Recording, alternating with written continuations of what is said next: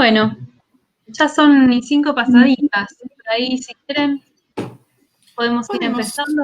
Podemos ir empezando. Entonces yo les doy la bienvenida a todos y a todas. Bienvenida a Julieta, que está acá con nosotros, nuestra invitada, a Salomé, colega del CEF.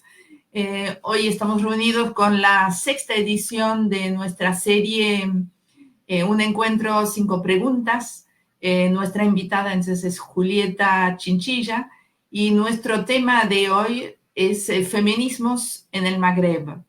Es un tema que seguramente da mucho para pensar, que nos convoca porque, bueno, va a permitir la charla entender, ver el lugar que ocupan las mujeres y las luchas femeninas en el Magreb.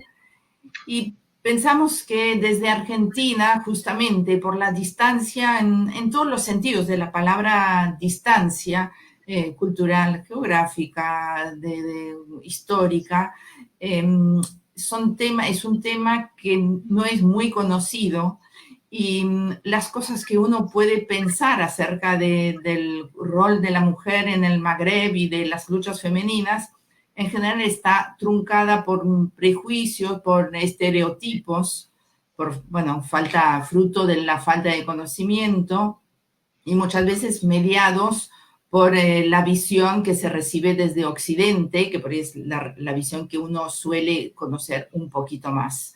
Así que bienvenido a esta charla y Julieta que tiene mucho para brindarnos y aportar en este sentido.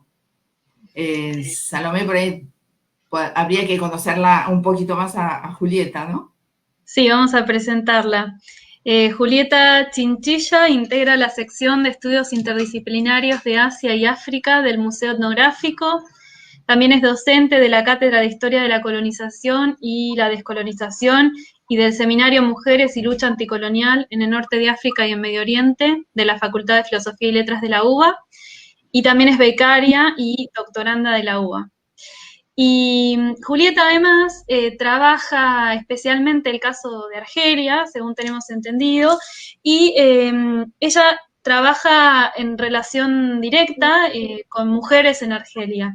Entonces, te queríamos preguntar, antes de empezar con las preguntas propiamente dichas del ciclo, si nos podés contar un poco cómo es este trabajo que vos tenés en contacto directo, digamos, con las mujeres de allá. Bueno, primero hola a todos y a todas, ¿cómo están? Muchas gracias por la invitación, realmente me puso muy contenta poder compartir un poco lo que una viene trabajando hace un par de años. Y bueno, un poco, mi trabajo en Argelia está, si bien parte de un interés previo a mi tesis doctoral, digamos que a partir del proyecto doctoral que tengo, por el que tengo una beca de la UBA para llevarlo adelante como investigadora, eso me permitió empezar a realizar viajes sistemáticos a Argelia, un país que ya antes conocía, pero digamos, bueno, ahora tengo la posibilidad de la sistematicidad de ir allá, ya sea para mi investigación particular del doctorado y también para entrar en contacto con otras organizaciones, actores y actoras sociales de la realidad argelina hoy. Mi tesis se trata principalmente de la participación de las mujeres en la Revolución Argelina y la Revolución Cubana, es decir, es un estudio comparativo transnacional el que quiero desarrollar justamente a partir de analizar dos revoluciones que se sucedieron casi en simultáneo y donde la participación de las mujeres fue muy importante en los dos procesos y además llamó mucho la atención internacional de esta participación femenina en particular. Entonces, bueno, estos dos casos me interesaron analizarlos por estas cosas en comunes que tienen, pero también un poco porque me surgió el caso cubano como una oportunidad muy interesante para acercar realidades más ajenas a nosotras, como la realidad argelina. Me parecía con ese tipo de comparación, de comparar un espacio del norte de África con un espacio latinoamericano, pero facilitaba el entendimiento de ciertas problemáticas que para mí no son tan distantes, pero por el tipo de formación que solemos recibir en nuestra región sí nos parecen muy ajenas y de ahí preconceptos, estereotipos, que es un poco, me parece, lo que también vamos a querer charlar hoy. Bueno, entonces a raíz de estos viajes que estoy haciendo por el doctorado, como estoy estudiando la participación femenina en la Revolución Cubana, me permitió acercarme primero, y algo que a mí particularmente me emocionó mucho, a antiguas combatientes de la Revolución Argelina, que todavía viven, que son mayores, pero que viven, están bien y tienen muchas ganas de contar su experiencia, sobre todo cuando se enteran que soy latinoamericana. Eso también me parece un punto como súper interesante, y también, bueno, la investigación me llevó a poder conocer, porque obviamente me interesaba, no solamente por mis estudios académicos, sino por la realidad que vivimos acá en Buenos Aires, conocer a ciertos colectivos de mujeres y feministas que existen hoy en Argelia, porque me interesaba conocerlos, y además también preguntarles cómo ellas leían ese pasado tan rico que tienen en cuanto al activismo político de mujeres. Así que Buenísimo, excelente. Sí, me parece interesante esto que comentabas de que les llama la atención y les resulta particularmente interesante el hecho de que seas latinoamericana, ¿no? Y a principio de este ciclo tuvimos una charla sobre, bueno, teorías decoloniales, etcétera, y se hablaba mucho de esto, ¿no? Como tejer lazos sur-sur, y me parece que eso va un poco también en ese sentido, ¿no? Y también, bueno, comentarles a los que nos están escuchando que Julieta fue un contacto muy interesante para un proyecto que estamos llevando adelante con bueno, el seminario en el que ella da clases y Observatorio Sur, con directoras argelinas que hicieron cortometrajes, y alumnos y alumnas de lenguas vivas de la materia de traducción audiovisual están traduciéndolos, están subtitulándolos, y el año que viene se van a poder proyectar, si todo sale bien, en el marco del festival que organiza, de la muestra que organiza, perdón, Observatorio Sur, y también en el seminario. Sí, bueno, y antes... Sí, perdón, dale. Y aclarar que el Seminario de Mujeres y Lucha Anticolonial en el Norte de África y Medio Oriente lo dicto junto a Carolina Braco, que es otra profesora de la Facu, investigadora con una gran trayectoria sobre estos temas también, así que me parecía importante también traerla a ella hoy acá, porque bueno, también aportó mucho para esta actividad que estamos, ¿no?, por desarrollar, esperemos cuando pase la pandemia. Sí, totalmente, y además fue, bueno, el nexo que nos llevó a vos también, ¿no? Carolina, que participó el año pasado en otra actividad del CEF, también con unos cortos que subtitulamos, así que efectivamente, gracias por traerla a la reunión. Bueno, y antes de arrancar con las preguntas que preparamos con las compañeras del CEF, estamos Bea y yo acá, pero somos más, le recordamos al público que pueden hacer preguntas y comentarios, y que al final vamos a seleccionar a algunos para compartir con Julieta y que ella nos dé sus comentarios también, su respuesta. Sí, acá tenemos, antes de arrancar del todo, algunos saludos. Muy interesante el tema propuesto, dice Estela. Acá, hola, súper interesante el tema, soy miembro de las traductoras e intérpretes feministas. Bueno, está Sabina, que siempre nos acompaña, bueno, de Perú ya dijimos, una argentina, una estudiante argentina que está viviendo actualmente en España, así que, bueno, variado. Bueno. Para introducir la primera pregunta, queremos compartir una cita para empezar a pensar, ¿no? Se trata de la cita de un libro de Leila Slimani, una autora franco-marroquí, que publicó en 2017. Ella había ido a presentar una novela a Marruecos, y en la gira por las librerías se le empezaron a acercar mujeres que estaban muy interpeladas por su novela, que tenía que ver con erotismo, con la condición también de las mujeres, y empezó a recopilar testimonios hasta que, bueno, le pareció tan importante que empezó a tener más encuentros, que se le acercaban mujeres, o ella buscó en otros encuentros y publica este libro que se titula Sexo y Mentiras, donde recopila justamente estas charlas, estos testimonios. Y en un caso se charla con Yamila. Yamila es una mujer soltera, muy conservadora, practicante del Islam, que le describe situaciones de mujeres que conoce, que viven a su alrededor.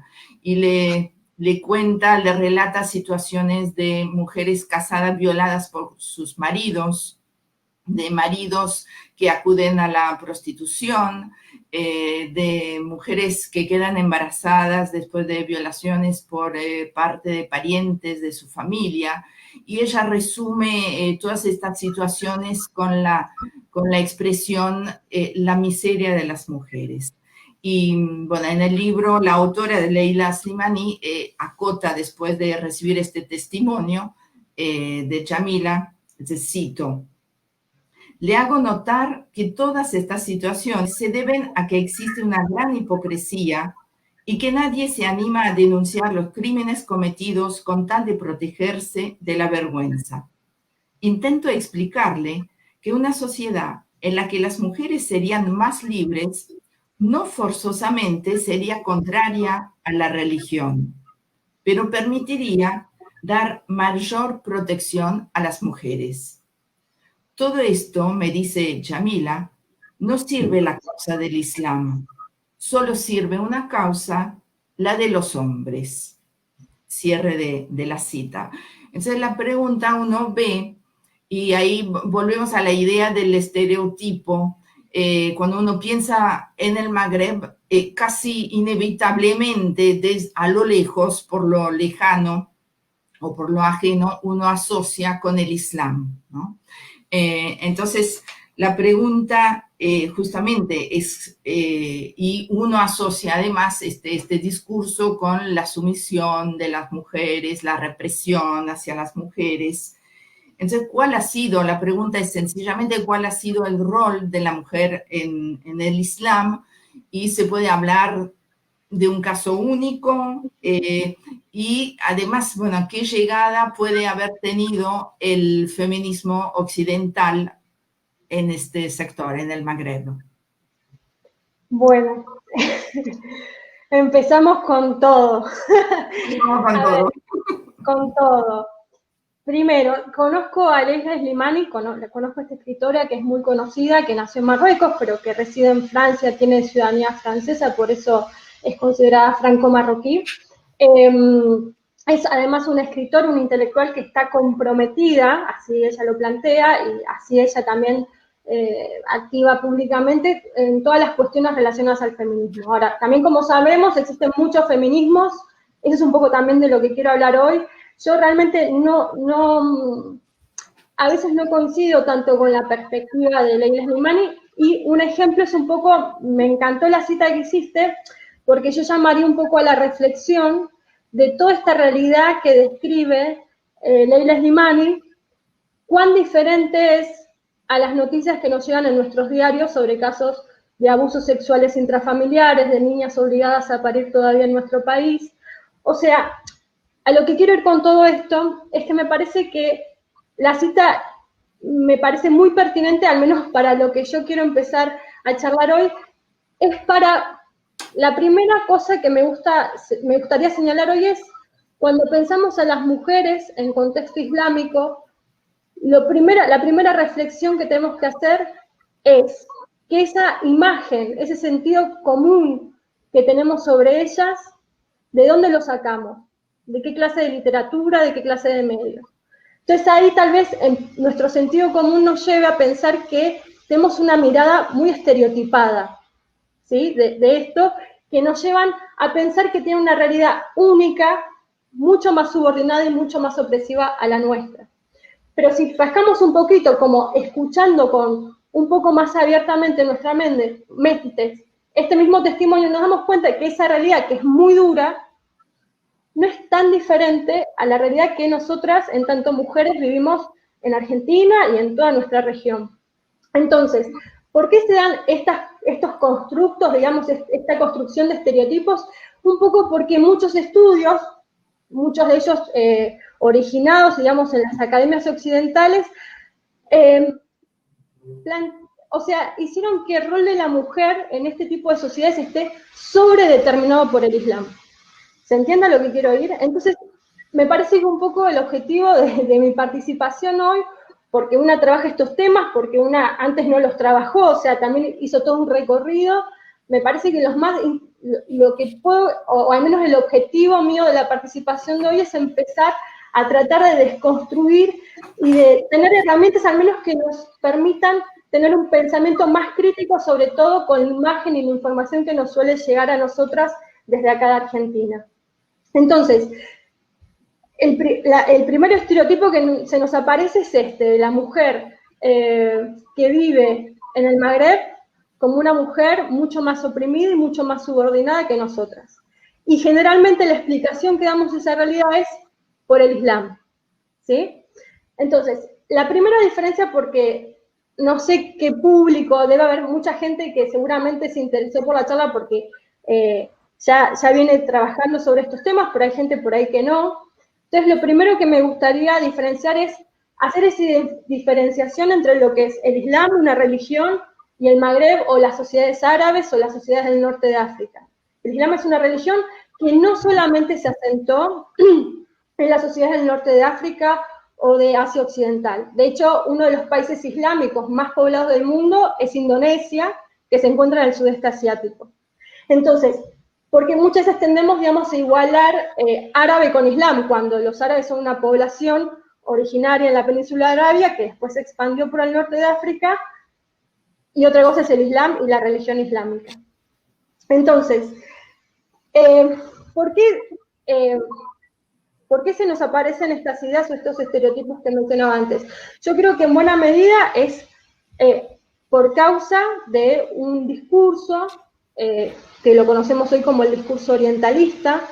El orientalismo es esta visión que construyó Occidente sobre Oriente, ¿sí? O sea, es una visión en espejo, es decir, una visión que Occidente construya para reflejarse y entonces para reafirmar su identidad civilizatoria, racional, etc. Estoy hablando de ese Occidente expansivo, imperialista, colonizador de mediados finales del siglo XIX hasta mediados del siglo XX. Ese discurso orientalista, entonces, que construye Occidente sobre Oriente, fue uno de los grandes legitimadores de esa conquista imperial y colonial. Y por lo tanto, si fue uno de los justificadores o legitimadores, justamente caracterizaba a Oriente como salvaje, embrutecido, el Islam como una religión irracional, y justamente ahí aparece la figura de la mujer, ¿sí? Como el gran constructo legitimador de esa conquista. ¿A qué me refiero? Bueno, una mujer sometida, velada, segregada sexualmente y enclaustrada en las casas. Entonces, parte de esa misión civilizatoria que Occidente tenía sobre Oriente se justifica con esta idea de liberar a la mujer. Entonces, planteado así, parecería que es un discurso antiguo, imperial, de un mundo que ya no existe más, pero bastaría con ir al año 2003 y escuchar el discurso que hizo Barbara Bush, la mujer del entonces presidente de Estados Unidos, para justificar el ataque de Estados Unidos sobre Irak en el año 2003, y el argumento que encontró Barbara Bush fue: Estados Unidos va a ir a liberar a las mujeres iraquíes del sistema opresivo impulsado por el Islam. ¿Se entiende? O sea, estos estereotipos se fueron construyendo a lo largo de mucho tiempo y todavía mantienen cierta vigencia que nos lleva a nosotras a veces, justamente porque leemos voces de mujeres que son feministas, incluso que son de la misma región, pero que a su vez mantienen cierto dejo de estas ideas estereotipadas. Porque acá nadie está negando que en el Magreb las sociedades son patriarcales. El tema es que no son excepcionales por eso. De hecho, todo el mundo es patriarcal hoy. Yo hasta ahora no me enteré de ningún país que haya alzado la bandera de somos libres de patriarcado. Entonces, en ese sentido, me parece que una de las primeras herramientas que estaría bueno que hagamos es, cuando nos llegan estas caracterizaciones o queremos analizar estas sociedades, es realmente ver hasta qué punto son diferentes a las nuestras y hasta qué punto es la religión la que está operando sobre esa realidad. Seguramente que la religión tiene algo que hacer, o sea, seguramente también parte de nuestro sistema patriarcal tiene parte de su basamento ideológico en la cultura judeo-cristiana que tan fuerte impactó en nuestras sociedades. Hasta ahí, la pregunta, porque digo, como la cita, todo me llevó a todas estas reflexiones, Está muy bien. ¿Qué rol tiene la mujer, digamos, de manera general? Ahí va, gracias, perdón.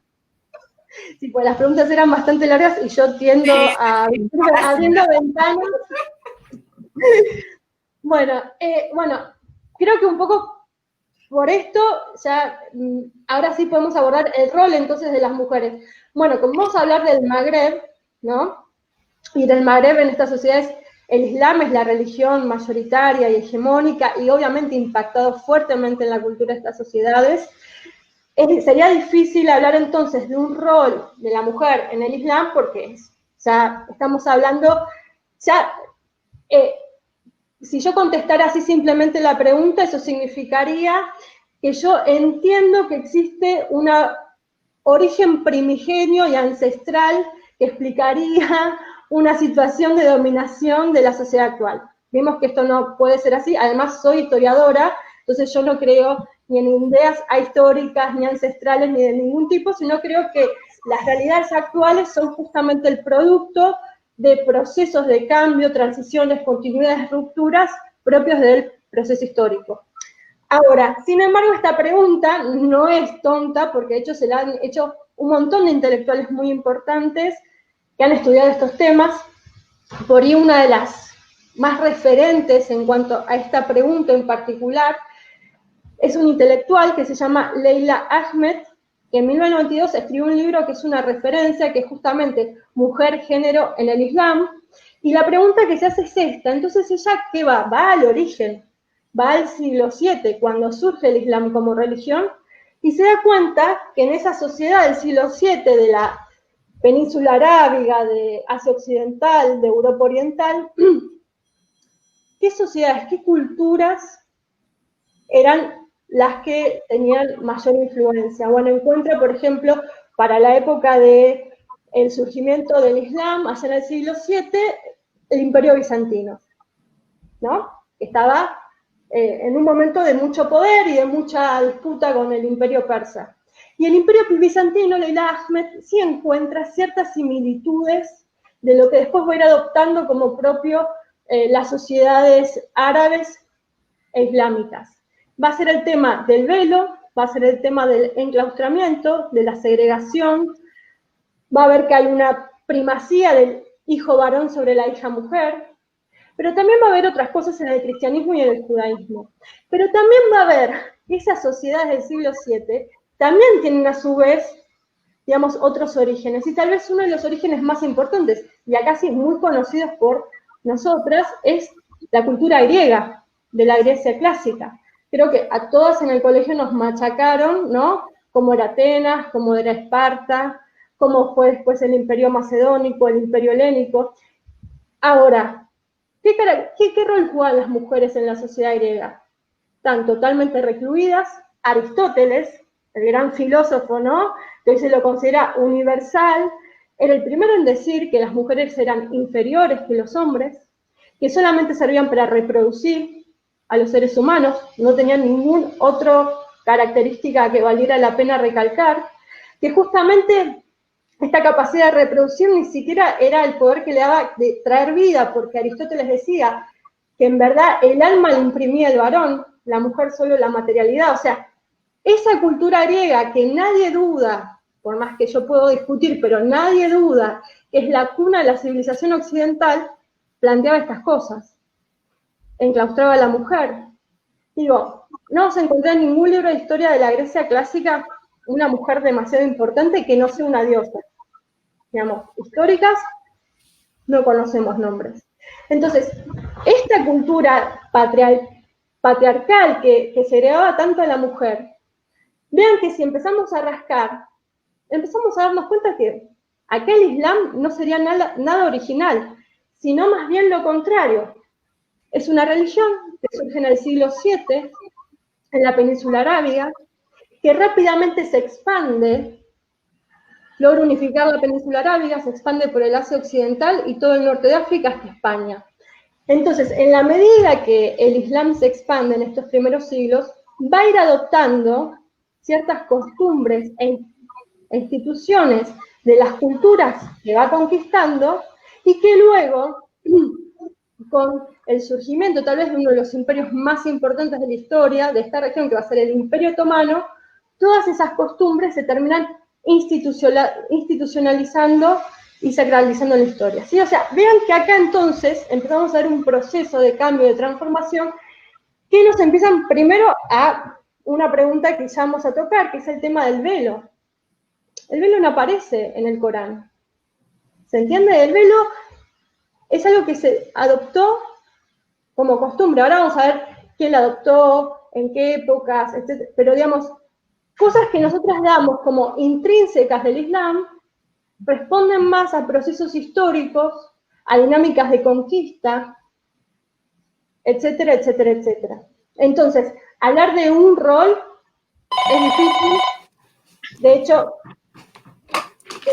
ustedes me habían como adelantado un poco los temas que vamos a tocar. Cuando me preguntaban sobre el rol de la mujer en el Islam, también me preguntaban, ¿se puede hablar de un feminismo islámico? Después por ahí podamos profundizar más sobre el tema.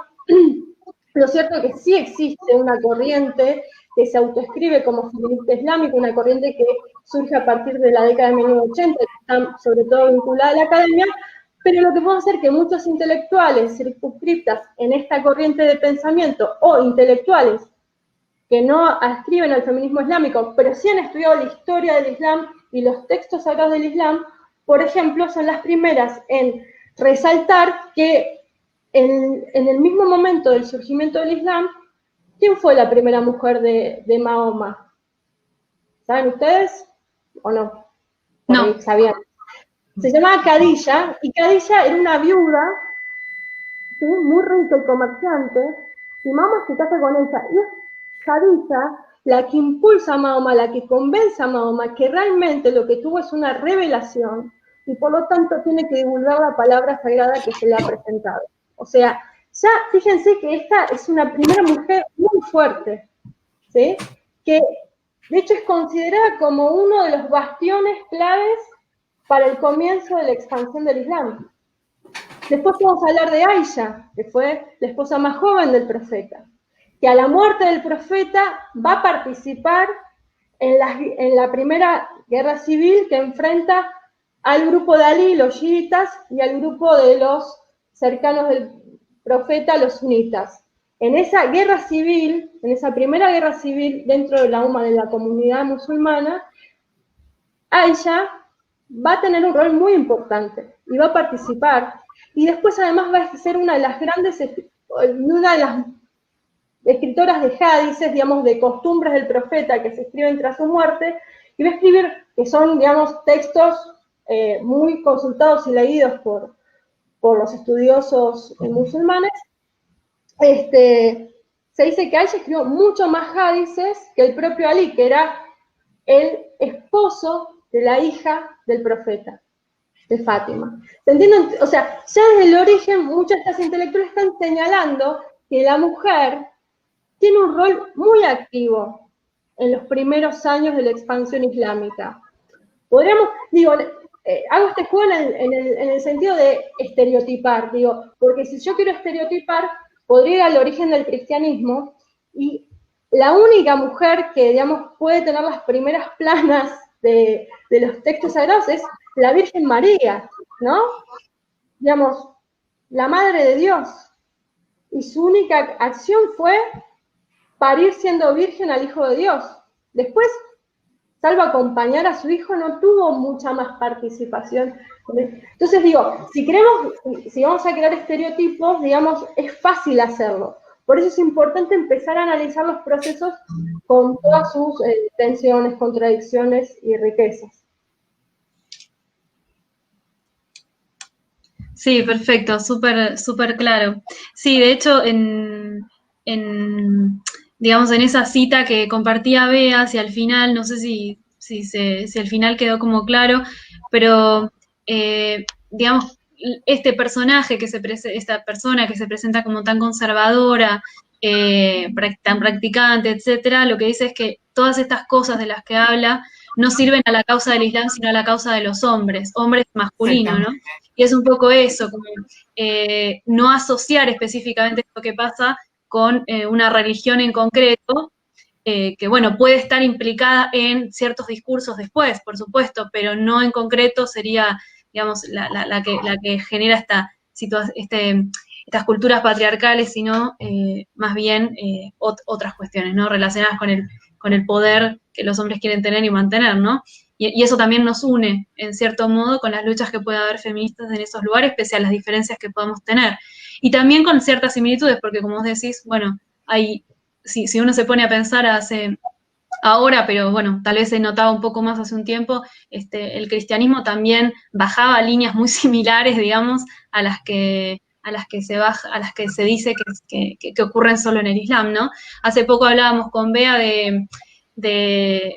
bueno, que en algunas de estas sociedades del Magreb, un violador puede ser, se le puede quitar la pena si la chica violada, digamos, lo acepta y se casa con él, ¿no? Y en Argentina eso existió hasta hace no mucho tiempo, ¿no? O sea, realmente son cosas que siguen pasando e incluso no están... En el Magreb también son leyes que se están modificando. En Túnez, a ver, no quiero mentir, pero creo que esa ley ya está derogada hace varios años, por ejemplo. Digo, Túnez, no viene el tema, pero digo, en esto de, si queremos crear estereotipos, por ahí digo, bueno, yo vengo a ponértelos todos en duda. Túnez tiene legalizado la interrupción voluntaria del embarazo desde 1973.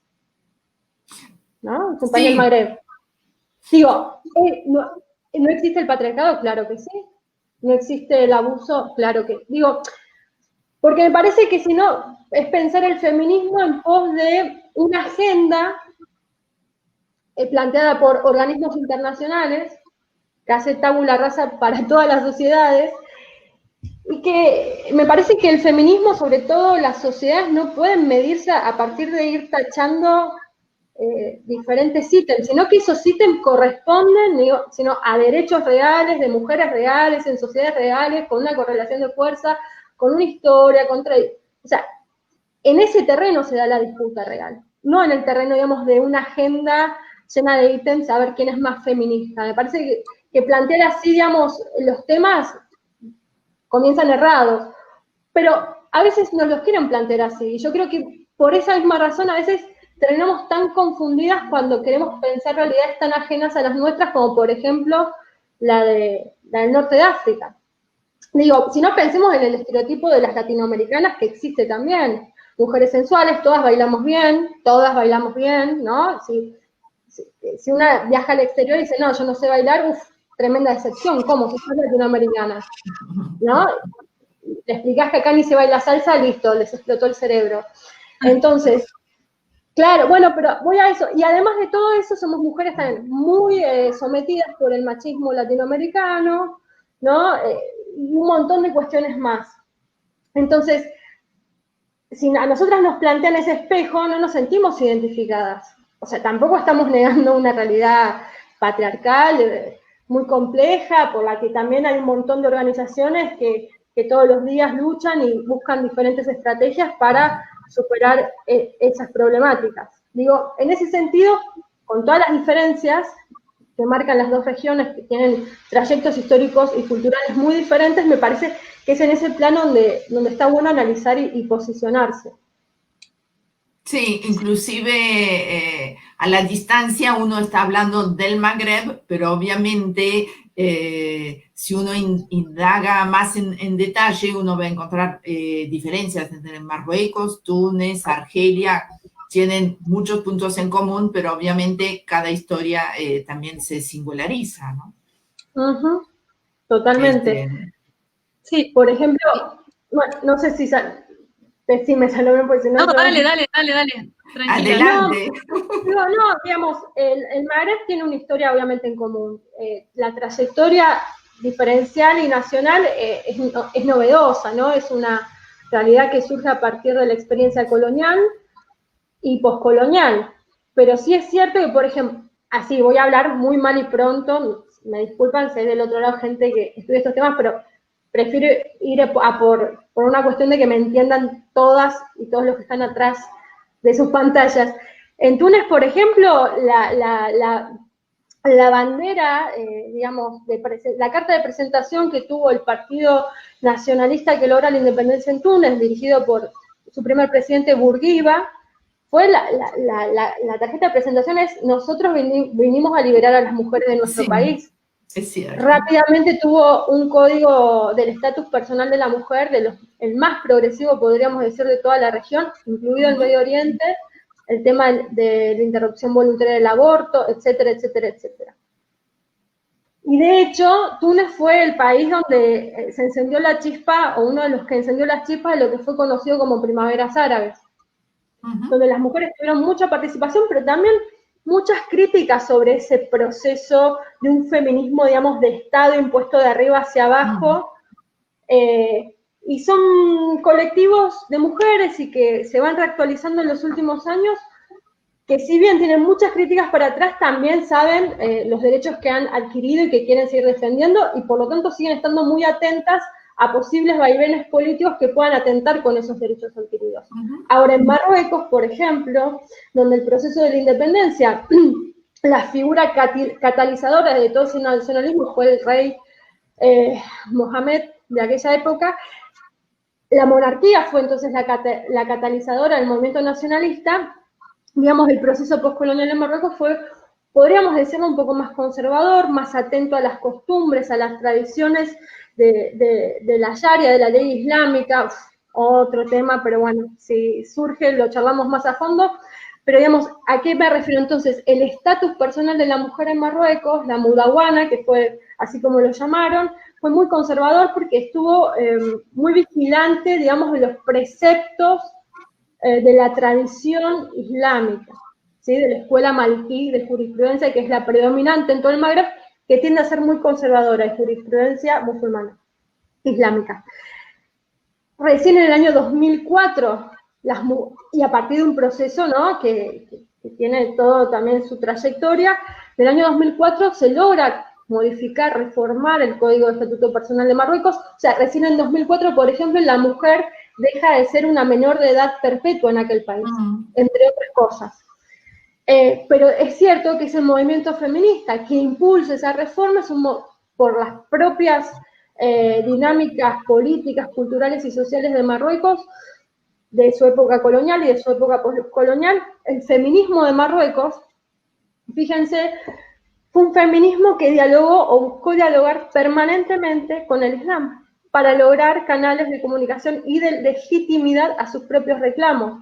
Entonces, no es casual que las principales referentes del feminismo islámico, aunque ellas mismas no se autoascriban como feministas islámicas, pero sí son las primeras mujeres que justamente empiezan a estudiar los textos religiosos y la historia del Islam para poder contestar esa escuela conservadora que las obliga a ser unas menores de edad perpetuas en términos legislativos, son Fátima Mernissi, Asma Lamrabet, ¿sí? Que son mujeres intelectuales reconocidas internacionalmente, pero que justamente buscaron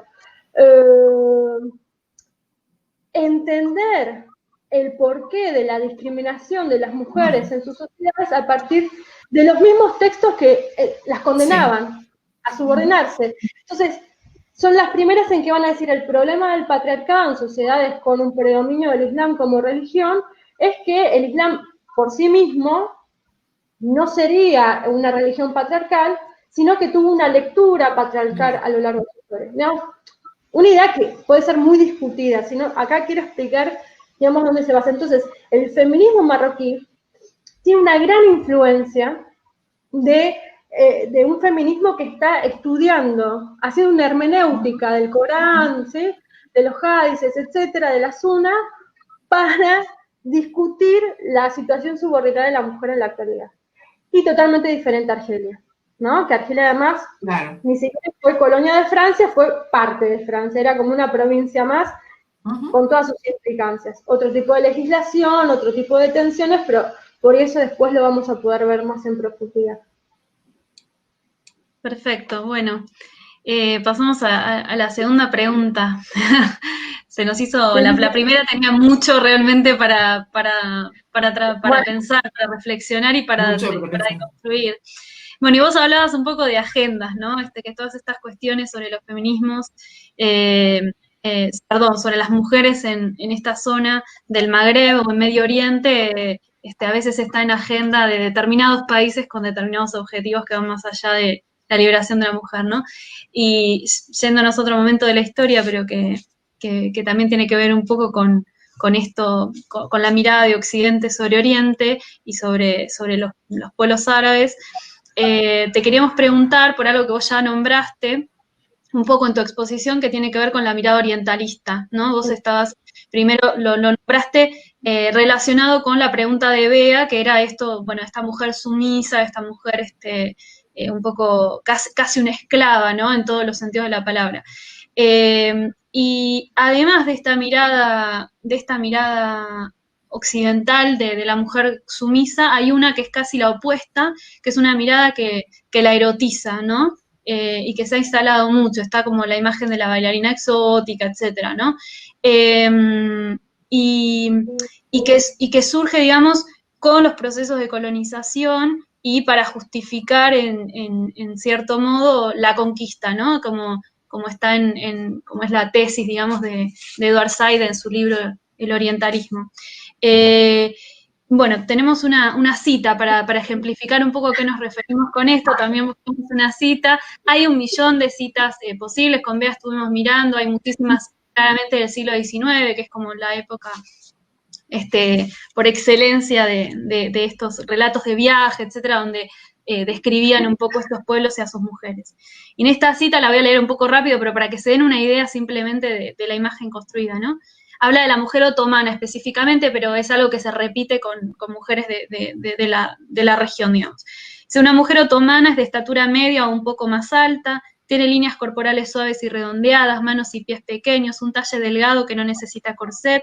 El color de su pelo, tupido, suave y sedoso, va del castaño claro al negro brillante. Sus ojos, que toman a veces una expresión inconsciente y vivaz, pueden ser castaños, negros, azules o avellana. Las cejas, de línea sobresaliente y curvadas como un arco, enriquecen sus ojos sombreados por pestañas arqueadas y largas. Su nariz, recta o ligeramente curvada, tiene forma fina y sus dientes, entre labios carnosos, brillan como perlas. La hermosa mujer otomana no se contenta con lo que la naturaleza le ha dado y se engalana para aumentar su atractivo. Es una cita de Lucy Garnett, que fue una folclorista viajera del siglo XIX. Entonces, nuestra pregunta concreta es, en este sentido, ¿no? En el sentido que la erotiza, ¿cómo fue la apropiación orientalista de la mujer de Medio Oriente y del norte de África, ¿no? Del mundo árabe? Perdón, Salomé, prometo ser breve, pero ustedes me tientan, porque dijeron de una viajera, no de un viajero. Digo, sí. Esto también para pensar que, digamos, la construcción del orientalismo, si bien obviamente fue realizada principalmente por hombres que deseaban a Oriente conquistarlo y que deseaban a sus mujeres también conquistarlas, las mujeres, muchas mujeres europeas norteamericanas fueron parte de este plan sí. colonizador y orientalista. Estuvieron en los márgenes de esta construcción y por lo tanto, digo, no van a tener exactamente la misma mirada que los hombres, o sea, vamos a encontrar unos puntitos de fuga que vuelven sus testimonios súper interesantes, pero es interesante ver también cómo las mujeres occidentales de Europa, Norteamérica, son parte de esta construcción también. Eso lo quería marcar porque me parece, es un tema que además me interesa en particular, por eso digo, me tientan a hablar eternamente, y a mí no me gusta tanto, pero bueno, voy a ir a la cuestión del orientalismo. Y sí, digamos, hay algo que, digamos, esa atracción, ¿no?, por Oriente, claramente va a ser una atracción por un invento, ¿no?, por ese orientalismo. Pero un poco los orígenes los podríamos encontrar en un hecho que es para mí súper importante porque va a ser un gran disparador de imaginarios y creador de fantasmas y fantasías, que va a ser la traducción para la corte del rey Luis XIV, estoy hablando de Francia, siglo XVIII, perdón, que va a ser la traducción de las 1001 noches. Sí. Y si yo les digo 1001 noches, ¿qué se les aparece un poco en la cabeza? Sherezade, que engatusa al rey. Sherezade, ¿no? Ese nombre nos hace, ¿no? Aparece ahí todo el exotismo, todo el erotismo. Estalla, sí. Estalla. Ahora, es súper interesante porque esta fue una traducción para la corte del rey, o sea, no el traductor, que se me fue el nombre, creo que era Galán, pero no me acuerdo bien. Interesante para ustedes porque es francesa la primera traducción del árabe a una lengua europea. Y es para que la lean las damas de la corte, obviamente que le suprimió un montón de cuestiones que podían ser mal vistas para la moral y el decoro europeo. No solo las partes más sensuales y sexuales, sino también aquellas que presentaban a mujeres con una capacidad de agencia muy importante.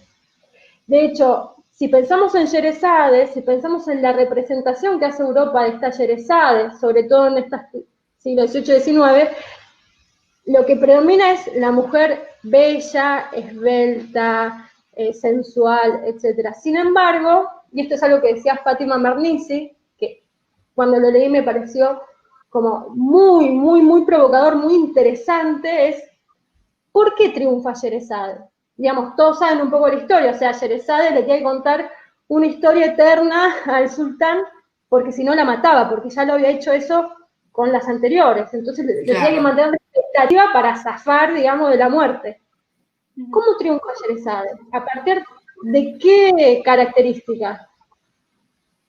Sí, manipulación, ¿no? La palabra, la facultad del relato, la creatividad de la palabra y la cabeza. La cabeza. Era un intelectual, las historias que sabía, manejaba la oratoria. O sea, no es la mujer linda que erotiza al hombre y a través de su sensualidad logra salvarse. Es una mujer inteligente. Sí, lo trabaja. Y además es una mujer que llega ahí, no porque, el destino. No, ella le dice a su padre, que era un paya de este sultán, dice, mirá, si presentame a mí como mujer de este sultán, porque si no vas a ir matando a muchas. Y yo creo que tengo la solución. O sea, es proactiva, es valiente, es inteligente. Todo eso nos cuenta Fátima Mernissi. Fíjense entonces cómo el ideal de belleza ¿no? que existía en ese momento de la cultura árabe es tan diferente del ideal de belleza de la corte francesa del siglo XVIII. Y por eso la adaptación que hizo esta primera traducción, y por eso también la lectura que se hace después, y por eso esa cuestión de orientalizar aún más a través de su representación pictórica, etcétera, etcétera, etcétera, a esta obra, que por eso me parecía importante señalar, pues, central como origen de la construcción, ¿no? de este discurso oriental, y cómo también nos permite ver esta cuestión, Fátima Mernissi, de ver cómo es una cosa de dos mundos que no se estarían encontrando nunca, ¿no? Pues, acá queda claro cómo Oriente es una construcción de Occidente, y no es un reflejo de la verdadera sociedad de Oriente. Entonces, sí, digamos, el discurso orientalista se apropia entonces de una representación femenina de la mujer magrebí, podemos decir, que genera obviamente una gran atracción por su sensualidad, por su exotismo, estas bailarinas que empiezan a aparecer representadas, estas bailarinas semidesnudas, etcétera, etcétera, o la mujer velada, ¿no? En las primeras obras de los pintores orientalistas, como gran metáfora de esa necesidad de descubrir eso que es desconocido, ¿no? Esa antesala a la colonización, esa antesala a la desnudez, a la conquista y a la violación de muchas mujeres. O sea, digamos, esa construcción también hizo que a la llegada de los ejércitos coloniales en Marruecos, en Argelia, en Túnez, comenzara a desarrollarse fuertemente, por ejemplo, la prostitución, ¿no? La prostitución como tal, si bien existían cortesanas, pero eran justamente cortesanas muy educadas, sabían cantar, sabían bailar, animaban fiestas a veces, o sea, era otro tipo, digamos, de prostitución, eran mujeres que no necesariamente estaban señaladas por ejercer la prostitución, eran mujeres que además posteriormente podían casarse y tener un cambio de vida, o sea, una prostitución totalmente diferente a la que surge con la colonización, en parte producto no solamente del sistema machista y patriarcal propio europeo, ¿no?, que asume esa necesidad inmanejable del hombre esa necesidad incontrolable de su sexualidad que tiene el hombre. Bueno, al llegar las tropas coloniales a estos territorios, bueno, había que gestionar su sexualidad a partir de la prostitución. Entonces se empiezan a gestionar prostíbulos, las prostitutas del Magreb estaban obviamente anotadas por la administración colonial, tenían que ir cada semana o cada 15 días a la enfermería, que sean chequeadas por si no tienen alguna enfermedad venérea, cosa que no vayan a contagiar a más europeos su enfermedad. Se empezaron a construir, por ejemplo, en Casablanca existió un barrio muy, muy, muy conocido, que era un barrio, digamos,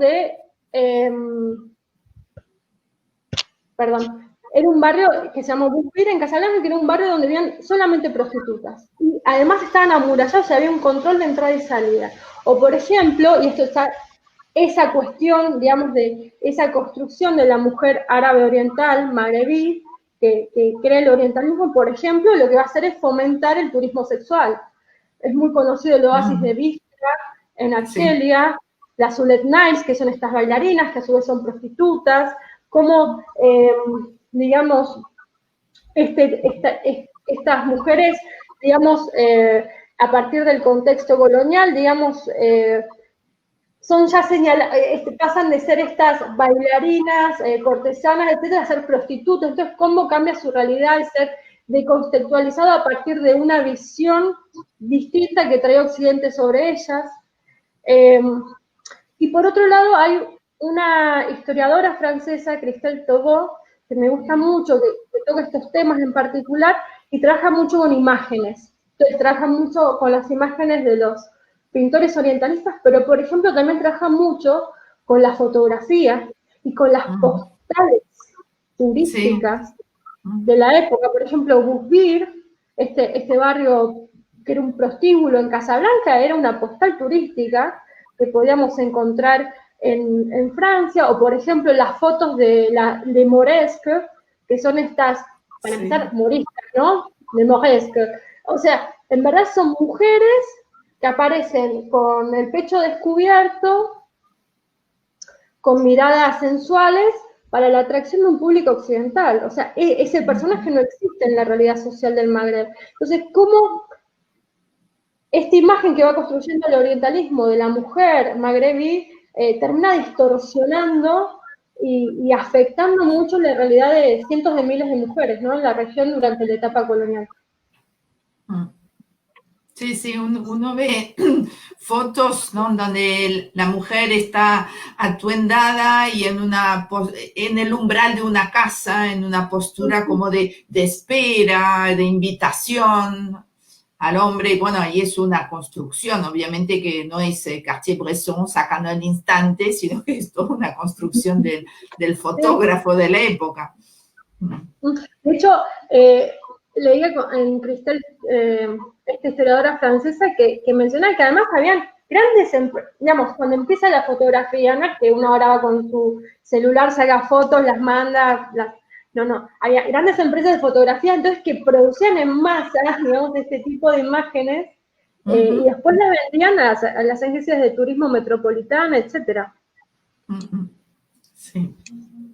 Bueno, vemos muchos comentarios, siguen avanzando. La gente está maravillada por la riqueza y cómo tus comentarios y todo lo que aportas ya estás abriendo la cabeza, sin duda, sin duda. Bueno, vamos a avanzar un poquito con las preguntas también. Volver a un tema, porque es importante también en materia de estereotipos, el tema del velo.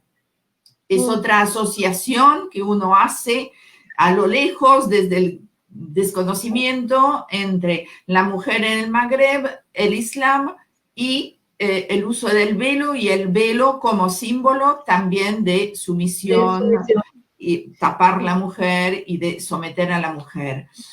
Parecería que hay distintas posturas dentro de los feminismos en el Magreb. Entonces, ser feminista y usar el velo, o al contrario, ser feminista y por ende rechazar el uso del velo. Bueno, ahí está la pregunta, si nos podés esclarecer cuáles son las posturas por ahí. Bien, soy historiadora, o sea, voy a tener que irme para atrás para llegar a las posturas. No para entenderlas, pero al menos sí para que sepamos más o menos. El tema del velo es como el tema, ¿no? Que siempre aparece cuando se habla de estos temas. Bien, para empezar, un poco les había adelantado, ¿no? Al principio de la charla, digamos, la utilización del velo, no, para empezar, no tiene nada que ver con la religión, o sea, ningún texto sagrado. Sí dice algo de la mujer debe taparse de una manera que no quede en una situación impúdica o algo así, pero no es claro ni del pelo, ni puedo estar, digamos, tapada de la cintura para abajo, o sea, no es claro. Y en ningún momento se habla, obviamente, de taparse la cabeza. Por eso, digamos, la utilización del velo está muy asociada a una costumbre más bien cultural y que está muy relacionada, por ejemplo, a la tradición cultural del Imperio Otomano, donde las mujeres de las élites, de las clases altas, justamente como signo, ¿no?, de alcurnia, se tenían que velar o tapar ante alguien ajeno a la familia, además de estar enclaustradas en sus casas. Entonces, el Imperio Otomano se expandió a lo largo del norte de África y de Medio Oriente, y por lo tanto, Marruecos estuvo exento de esto, pero digamos, Túnez y Argelia eran provincias del Imperio Otomano que estaban gobernadas por élites otomanas que empezaron, digamos, a desarrollar sus códigos de vestimenta, y como el velo para las élites, y obviamente las élites locales copiaban, digamos, a las élites otomanas como también una manera de diferenciarse de otros sectores. Entonces, hasta la colonización europea en la región, la utilización del velo era algo más bien propio, un signo de distinción de las élites, de las mujeres de élites. No era una utilización masiva ni mucho menos. De hecho, además pensemos que en la región del Magreb, algo que no mencionamos, no podemos hablar plenamente de sociedades árabes, porque una buena proporción de esa población es parte de la población originaria del norte de África, estas poblaciones que conocemos genéricamente como bereberes, ¿sí? No hablan árabe, hablan su propio idioma, y no tienen la misma cultura. Las poblaciones bereberes no han sido arabizadas completamente, por más que terminaron adoptando después el Islam como religión. ¿Sí? Acá también una forma para diferenciar Islam de población árabe, ¿no? Las poblaciones bereberes son un ejemplo de ello. Entonces, si nosotros vemos, por ejemplo, fotos o pinturas de las mujeres del sur de Argelia, no de las tuareg, justamente tenemos de las cabilias, no usan velo. Las campesinas no usan velo. Era un código de vestimenta propio de las élites urbanas otomanas o de la región, ¿sí? Ahora, cuando se produce, digamos, el proceso colonialista en la región, primero en Argelia en 1830, pero después ya en Túnez y en Marruecos para fines del siglo XIX, digamos, una de las reacciones, ¿no?, que empiezan a tener los movimientos proto-nacionalistas, podemos decir, es justamente cómo me diferencio del europeo del colonizado, en términos mayoritarios. Utilización del velo. Por ejemplo, digo, esto como una herramienta, el velo tal vez sea más entendible a partir de dinámicas políticas y sociales de la región que por una cuestión religiosa. Digo, después la religión, ¿no?, se va a subir sobre eso y va, ¿no? Obviamente que hay ciertos discursos religiosos dentro del Islam que imponen a la mujer un código de vestimenta. Yo no estoy diciendo lo contrario. Pero justamente para imponer ese código de vestimenta a veces argumenta a partir de costumbres ancestrales, ¿sí? Cuando en verdad no son tales. El hijab, por ejemplo, que es el pañuelo que tapa la cabeza nada más y el cuello, no tiene más de 60 años, ¿no? Porque, por ejemplo, en el Magreb, las mujeres veladas usan el haik, que es como un turbante blanco, o sea, las mujeres están vestidas y para salir se, digamos, enrollaban esta tela muy amplia blanca y un pequeño pañuelito triangular blanco también, ¿sí? Digamos, la extensión de la utilización del haik en Argelia es ostensible, sobre todo en ciudades, en la época colonial. También porque además estamos hablando de sistemas patriarcales coloniales, ¿no? Con este discurso orientalista, superviril, el colonizador, el conquistador, pero también hay un patriarcado en nivel de la sociedad colonizada. Entonces, la reacción de esos hombres colonizados para defender su virilidad, ¿cuál es? Enclaustrar a las mujeres.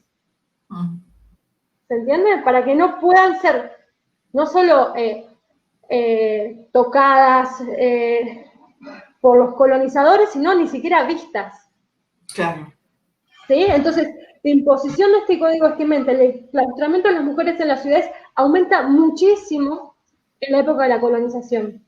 De hecho, hay, por ejemplo, un historiador muy importante que ha estudiado mucho estos temas, Daniel de Jaibet, que habla del momento de la colonización en Marruecos. Por ejemplo, se hacían muchas fiestas entre mujeres, se acaban.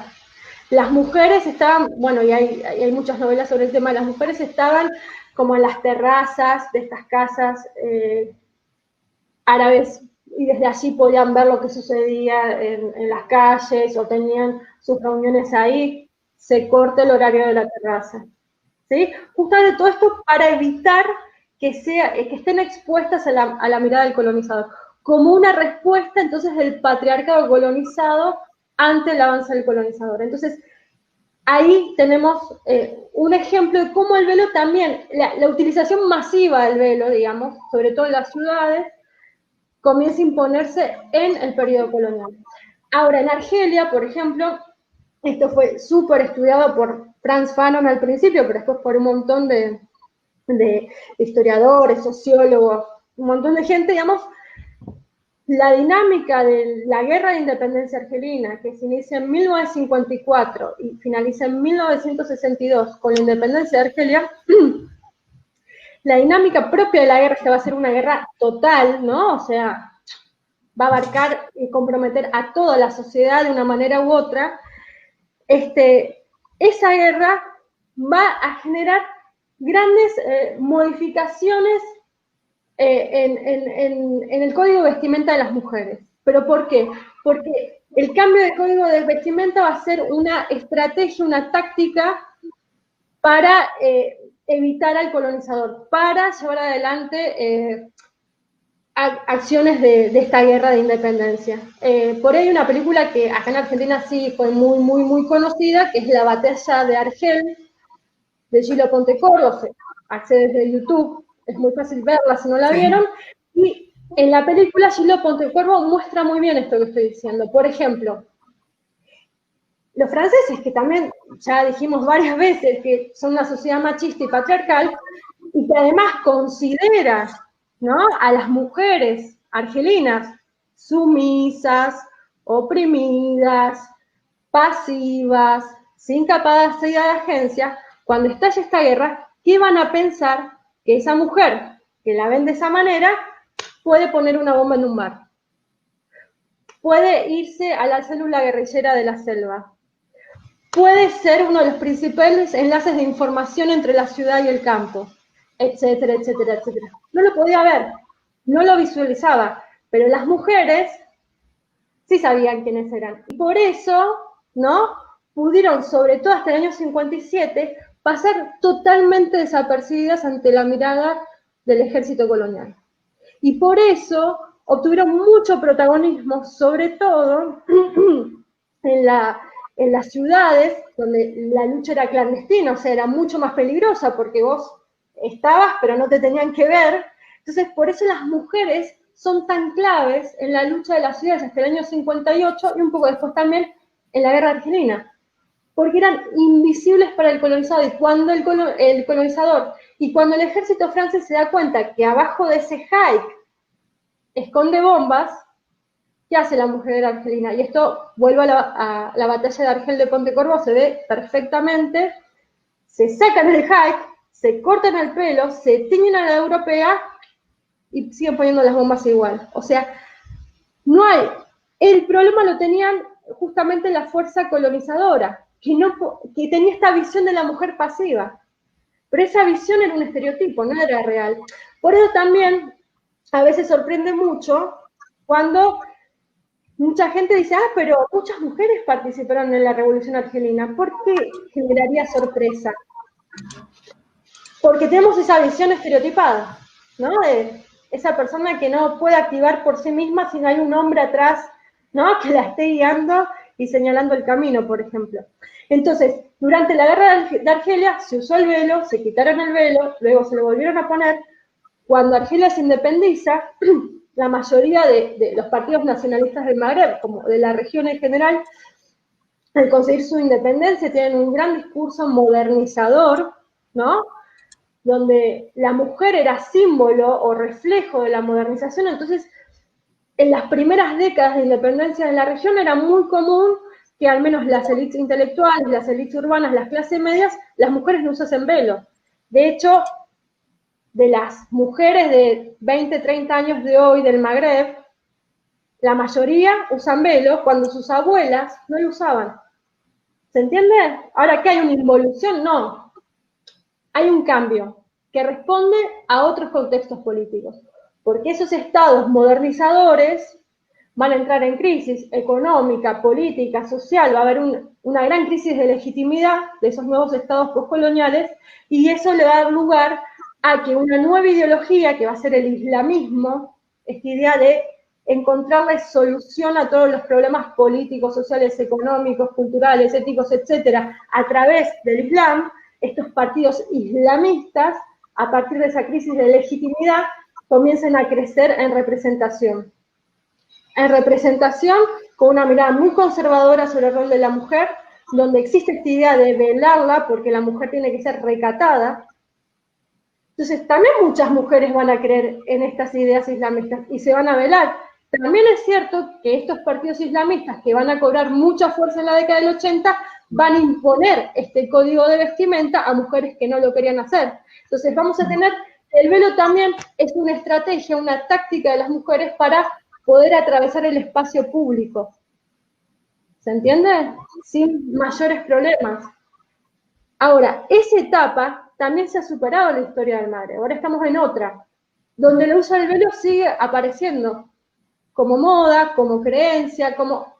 Podríamos decir que tiene muchas más explicaciones que una más lineal y simple. Y también es cierto, al menos fue mi impresión, la primera vez que viajé a Argelia, hace 10 años, en la ciudad de Argel, en la capital, vi muchísimas más chicas veladas de las que puedo ver hoy actualmente. Entonces, eso a mí, ¿qué me representa? Bueno, que la utilización de este código de vestimenta tiene una gran dinámica, ¿no? Social en este tipo de sociedades. No es que tenemos que pensar el velo entonces como algo estable. No era utilizado masivamente hasta el colonialismo. Con el colonialismo se lo empieza a usar como una señal de identidad en contra del colonizador. Después nos lo sacamos con los discursos modernizadores, después con el islamismo lo volvemos a utilizar por diferentes razones, etcétera, etcétera, etcétera.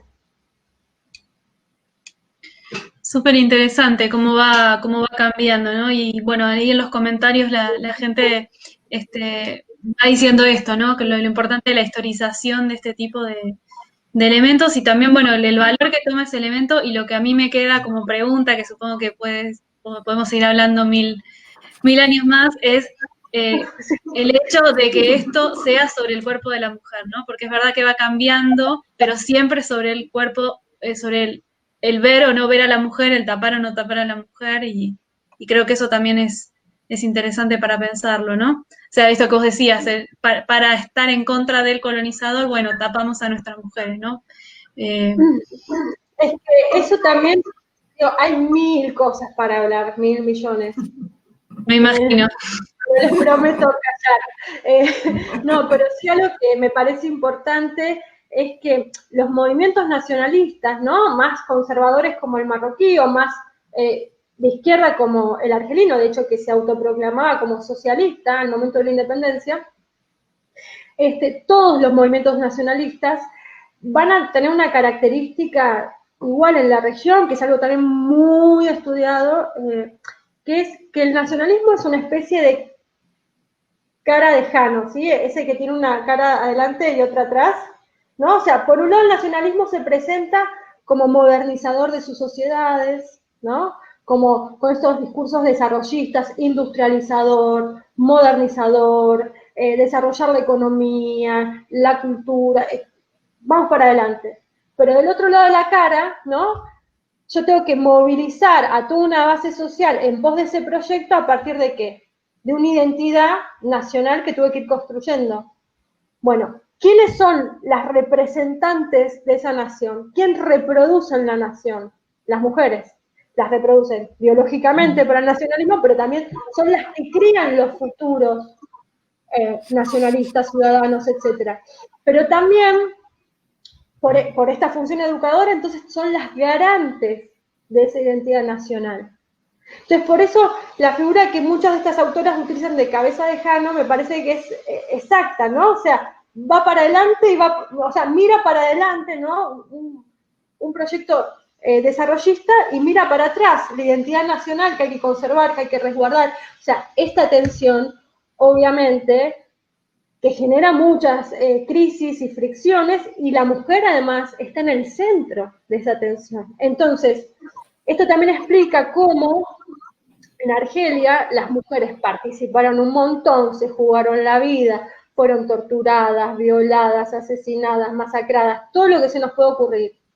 Fueron súper reconocidas por el Frente de Liberación Nacional Argelino. Aparecía su sacrificio en el órgano oficial de propaganda, súper valorizadas de los discursivos, después de la independencia.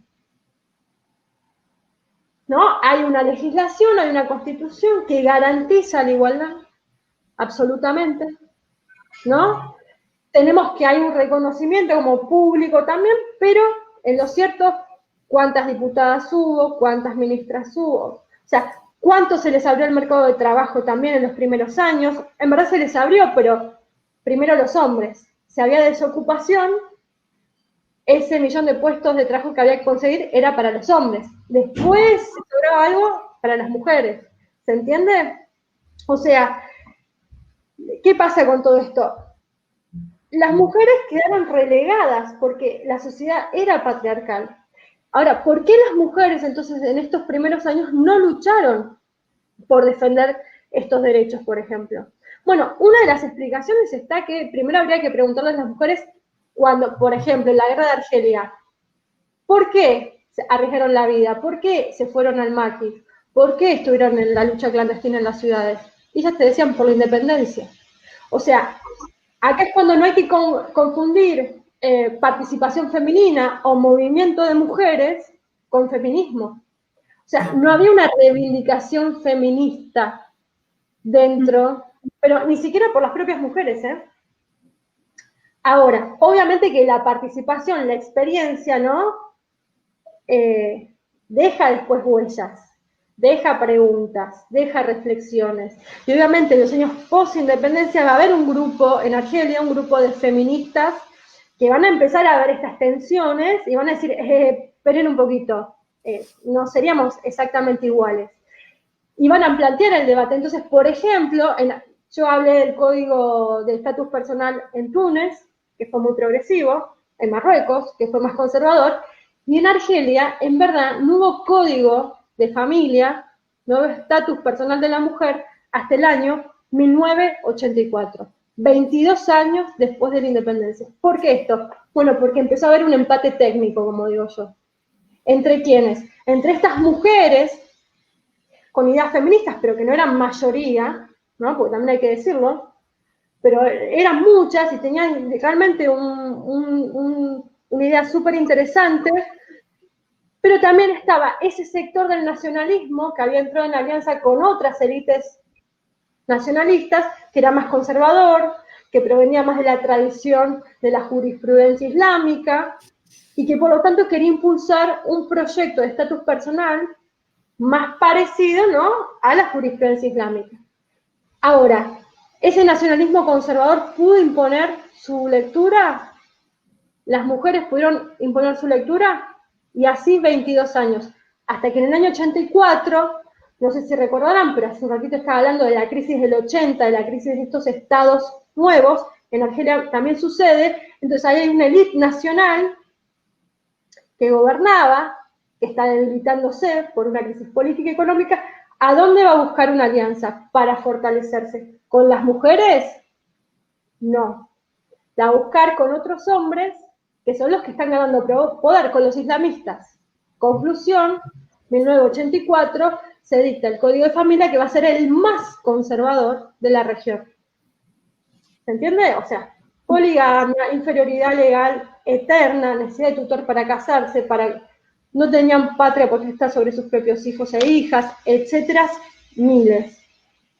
En una sociedad donde no había una trayectoria de ese tipo en las últimas décadas.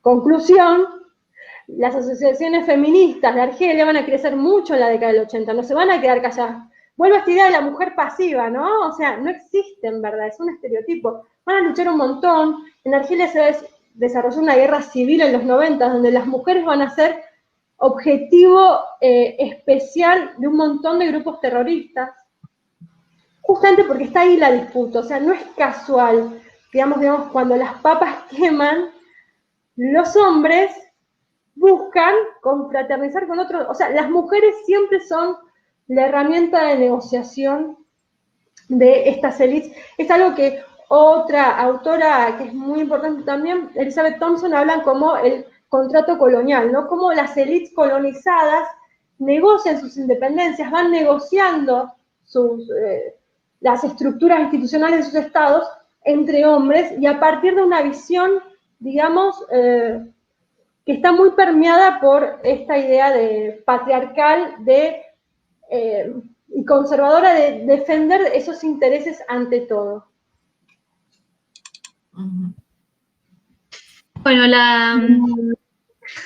la pregunta que seguía estaba, creo que está casi contestada. Te íbamos a preguntar sobre todo sobre el papel de las mujeres justamente en Argelia durante las luchas por la independencia y sobre el post, pero me parece que está bastante contestada. Y lo que sí queríamos mostrar, porque estuvimos encontrando cuando estuvimos mirando un poco, eran unas imágenes, a ver si las puedo compartir, justamente de las mujeres en Argelia, ¿no? Ahí les estoy compartiendo una, por ejemplo, esta mujer, ¿no? Bueno, perdón, ¿puedo? Sí, comentala, es para eso. Fíjense, esta foto se tomó durante la guerra de independencia de Argelia. Es en Argel, ven al policía militar francés que está con ese palo, es un detector de metales, es un detector de bombas, ¿no? Fíjense que además en la foto se ve que a la que están revisando es una mujer, pero vestida a la europea, y a mí, yo amo esta foto, porque vemos en primer plano a una mujer con el hajj, que es este velo que les decía que es muy tradicional del Magreb, y que pareciera que esa mujer está mirando al que está tomando la foto y se le está riendo en la cara como diciendo, ni se atrevieron. Como, yo soy la que claro. Yo me hago esta historia y me saco una sonrisa esta foto porque me parece muy genial. Acá pueden comprender con ese hajj por qué podrían transportar tantas bombas. Muchos hombres también lo utilizaron para escaparse, ¿no?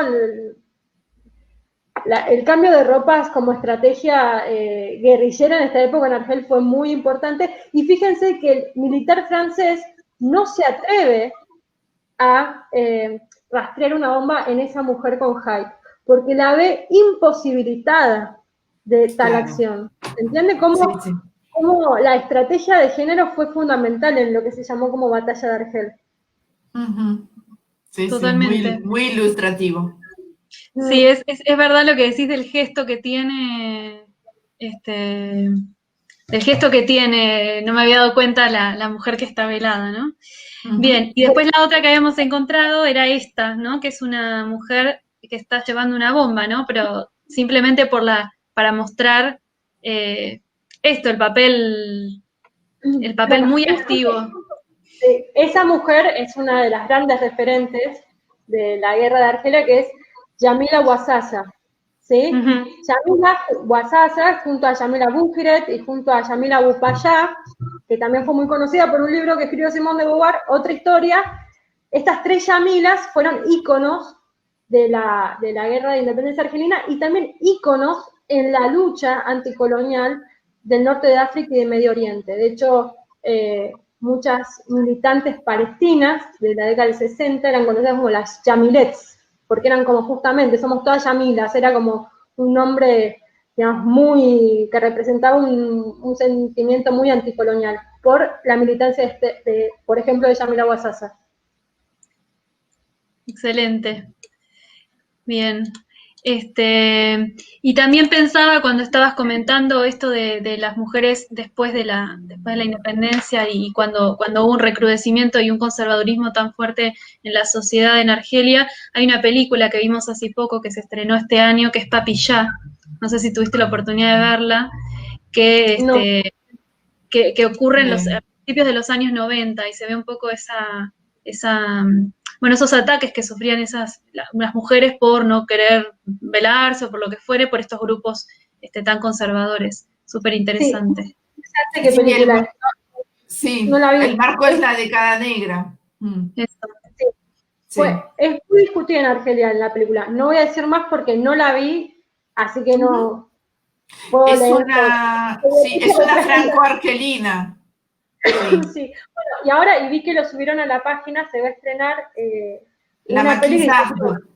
La Maxarte, sí, que trata un poco de sintetizar la lucha de las mujeres en la guerra, Sí, y de hecho la directora, porque es una directora la que la hizo, sí. cuenta que está inspirada la peli en los relatos que su madre o abuela, no me acuerdo, no, madre, Sí, antigua la madre. militante, le había contado de chica. O sea, Sí, súper interesante. sí, Nora Hamdi. Ella es cineasta y ella misma escribió, claro, la novela primero.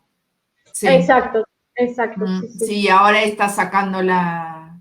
Sí, y no es común porque, bueno, sobre colonialismo, sobre, bueno, el postcolonialismo, inmigración, hay mucha producción, digamos, literaria o de películas, pero no tanto justamente de la lucha de las mujeres durante la guerra de independencia, no es tanto común. No, es verdad eso, sí, sí. Mm. Este, mm, no, digo, para un poco cerrar por ahí, porque dejé a Argelia ahí perdida en el ascenso del terrorismo islámico, pero bueno, lo cierto es que Argelia superó esa guerra civil a partir de un proceso de transición bastante complejo también, con un gobierno muy autoritario, en ese sentido tampoco muy diferente a los gobiernos de la región. Sabemos lo que pasó en Túnez en 2012 con la caída de Ben Ali, pero Argelia, digamos, no entró al proceso de las primaveras árabes, entre otras cosas porque la experiencia de la guerra civil estaba muy cerca. Entonces se sentía que entrar en ese proceso era abrir nuevamente una caja de Pandora que nadie sabía dónde podía terminar. Mm. Pero también es cierto que el año pasado, como en otros países de la región, como Líbano, Irak, por ejemplo, Argelia sí entró en un proceso de protesta muy fuerte, rechazando un quinto mandato del presidente de la transición, Abdelaziz Bouteflika, que además era un presidente que no se sabía realmente si estaba consciente o no, pues muy enfermo, ya no tenía apariciones en público, realmente era algo escandaloso que se presente a una quinta elección. Y yo ya, bueno, venía viajando seguido a Argelia y conocía de bajísimos índices de participación política, 20% de la población iba a votar, no es obligatorio el voto allá, y me sorprendió mucho la reacción de la gente en las calles cuando empieza este movimiento que es conocido como las GRAC, ¿sí? En Argelia, que es todos los viernes se marcha, bueno, hasta que Bouteflika bajó su candidatura, hasta que lograron, digamos, que el objetivo es que caiga el sistema. En estas movilizaciones es muy importante la participación femenina. Ah, qué bueno, tienen fotos. Ahí está el Hirak. Perdón, ya estoy... Sí, es impresionante el nivel de movilización en pos de una mayor democracia. Sí. Bueno, lamentablemente por la pandemia, ¿no? El proceso está interrumpido en el sentido de que el movimiento de las Hirak está respetando el confinamiento, ¿no? Por el tema del COVID y la pandemia. No sé cuánto más van a aguantar. Creo que volvieron, esta semana creo que leí que volvieron a salir un poco a la calle, pero no sé hasta qué punto lo van a poder hacer. Sí, salieron, pero por ejemplo, fueron 40 personas detenidas inmediatamente. No, tampoco el colectivo de las Hirak, que es muy heterogéneo, tiene una síntesis, si hay que volver a las calles o no, entonces también eso lleva a que fue mucha gente el otro día, pero fueron cientos. Acá estamos hablando de cientos de miles, todos los viernes, ¿no? Sí. Y bueno, también está el tema, bueno, y las mujeres empezaron a cobrar un rol protagónico en estas movilizaciones. Y, a ver, y las mujeres digo en general, porque hay muchas mujeres que están participando en las Hirak, en tanto mujeres y nada más, y hay muchas mujeres que participan en tanto feministas. De hecho, en Argel, en Orán, se organizan columnas de feministas. O sea, hay una columna de feministas, no de mujeres, ¿no? Que están luchando por un montón de reivindicaciones. Y que obviamente ese grupo de mujeres, al principio del proceso de protestas, empezó el 22 de febrero de 2019, las Hirak, fueron abuchadas por sectores islamistas, eran criticadas, por los medios de comunicación denigradas, como se intentó, digamos, repudiarlas por un sector de las Hirak. Sin embargo, ellas mantuvieron, obviamente no solamente con su presencia, sino estableciendo diálogos, debates políticos. Entre ellas logran organizar el año pasado el primer encuentro nacional de las mujeres de Argelia. Fíjense, si bien Argelia había tenido su Unión Nacional de Mujeres Argelinas, creada con la independencia, era una organización femenina que respondía al partido hegemónico del momento, ¿no? Después ya la UNFA, que esas son sus siglas en francés, ya en la década del 90 prácticamente perdió cualquier, en los 80 ya importancia en la realidad de las mujeres de Argelia, pero entonces estas feministas que se presentan como tales, ya organizaron encuentros femeninos, siguieron participando de las Hirak, establecieron canales de diálogos con diferentes sectores, y hoy por hoy participan y nadie les dice nada y todos esperan que estén en la puerta de la universidad con su columna esperando para entrar a la plaza del 1 de mayo. Digamos, han logrado no solo ser visibilizadas, sino también ser aceptadas como parte del colectivo, que para mí es un logro súper importante. Sí. Y sobre todo porque la mayoría son jóvenes que a su vez están muy inspiradas en la lucha de las mujeres de la independencia. Bueno, Yamila Buhiret, que fue una de las principales, participa de las Hirak, ¿sí? O sea, militantes de independencia, mujeres, participan de las Hirak, y eso genera una inspiración. Bueno, Lucete Isiglaris, que fue otra muy importante, generan una inspiración y una legitimidad además a este grupo feminista, porque nadie se atreve en Argelia a decirle no a un antiguo o antigua combatiente de la independencia. Entonces yo creo que realmente es un logro importante porque ocuparon el espacio, pero además abrieron canales que les permiten poder llegar a sectores sociales que de otra manera antes era impensable. Contestaste la quinta pregunta. No, perfecto, sensacional. La idea justamente era pensar que nos contaras bueno, la actividad de las mujeres y del feminismo dentro de este movimiento democrático que intenta una mayor democracia en Argelia actualmente. Sí. Y acá citan justamente a alguien, justo antes, creo que lo dijiste 2 segundos después, Sí, también mencionan a la figura de Yamila Bujiret. Sí. Bueno, Zora Drift también es otra ex militante, no, sigue militando, pero otra figura muy importante. Bueno, Zora Drift fue la única mujer dirigente del FLN porque ella participaba de la mesa directiva del FLN en la zona autónoma de Argel. Digamos, en el ámbito rural, durante la guerra de independencia, ninguna mujer tuvo cargo de la máxima jerarquía, salvo Zora Drift en la zona autónoma de Argel, que también sigue viva y súper lúcida, con una posición por un poquito más ambigua, pero con una trayectoria muy interesante también. Bueno, acá hay comentarios de todo tipo, ¿no? Dicen por ahí cuánto necesitamos de historia con perspectiva feminista.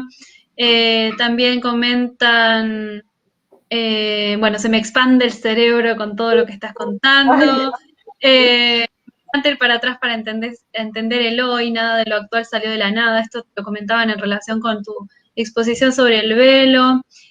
También sobre qué interesante lo del efecto sexista del colonialismo. Alguien dice la política estornuda y ya le hacen algo a la mujer en relación con las cosas que comentabas también sobre el velo.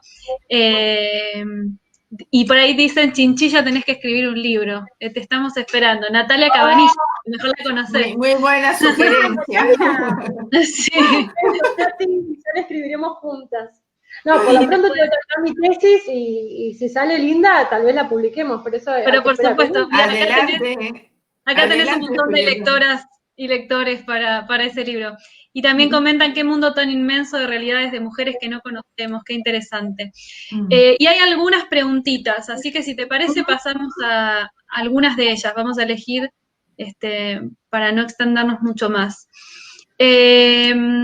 Preguntan, en el contexto islámico, pregunta Sabina, ¿qué posibilidades tienen las mujeres del Magreb de asociarse y trabajar juntas en grupos como NUBA, por ejemplo? ¿Es algo realmente posible o son excepciones? Perdón, ¿cómo? ¿NUBA? No entendí esa parte. NUBA, N-N-U-B-A es el grupo, NUBA. Bueno, en todo caso la pregunta va hacia qué posibilidades tienen las mujeres del Magreb de asociarse y trabajar juntas. Claro. Bueno, creo que igual... Creo que ya sea qué asociación, no estoy segura, pero creo que sea a cuál se refiere. De todas maneras, ante la duda, digo, ¿qué posibilidad tienen las mujeres del Magreb? Muchos colectivos, digamos, hay feminismos en el Magreb, ¿sí? O sea, no hay un solo feminismo ni mucho menos, hay feminismos más ligados al pensamiento occidental, podemos decir. Esto que me preguntaban antes, que están en contra del uso del velo. Hay feminismos islámicos, como ya mencioné, feminismos islámicos. Ahí ven, ya me estoy equivocando yo. Hay militantes de partidos islámicos que no podemos hablar en ese sentido de que haya un feminismo islámico. Sí en el ámbito intelectual académico en el mundo y en Marruecos por esta tradición que les comentaba anteriormente. Y hay feminismos decoloniales ahora, hay feminismos de todos los colores. Ahora, muchos de ellos ya trabajan en conjunto. Y también hay toda una discusión dentro de los países del Magreb, digamos, las asociaciones más que reciben, primero, que son aceptadas por los estados, o sea que a través de las leyes de asociaciones que tienen estos estados, que suelen ser muy autoritarios, donde no estamos hablando de democracias, con salvo ahora en Túnez, pluripartidistas así súper abiertas, lograr la acreditación de una asociación civil es muy complejo, pero aquellas que lo logran, esto les permite acceder a recursos internacionales y a fundaciones internacionales. Entonces, generalmente las asociaciones que están legales, ¿sí?, están muy vinculadas, por ejemplo, a todo lo que es la cuestión mediterránea. O sea, son mujeres que están participando, no digo que necesariamente se identifiquen como mediterráneas o del sur del Mediterráneo, o sea, porque esto también está enganchando el sur de Europa y norte de África, sino porque, digamos, son los encuentros que les permiten a ellas llevar sus agendas a otros lugares, conseguir fondos, etc. O sea, en términos formales, hay cierta coordinación entre algunos sectores del feminismo. En términos informales, esto quiere decir con organizaciones y asociaciones que no están acreditadas por los estados, pero que tienen un funcionamiento y una militancia y una agenda y un programa, también realizan encuentros. También realizan encuentros, sobre todo entre Argelia, Magreb, sí, entre los tres países, Argelia, Magreb y Túnez, hay encuentros que se realizan periódicamente, además,